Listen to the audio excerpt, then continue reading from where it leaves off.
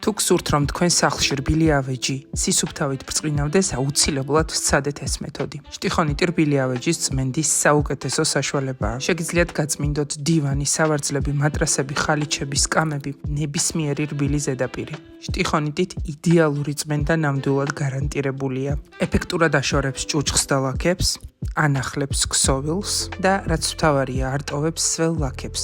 ზედაპირი სწრაფად შრება და აქვს სასიამოვნო სურნელი. მისი გამოყენება კი ძალიან მარტივია.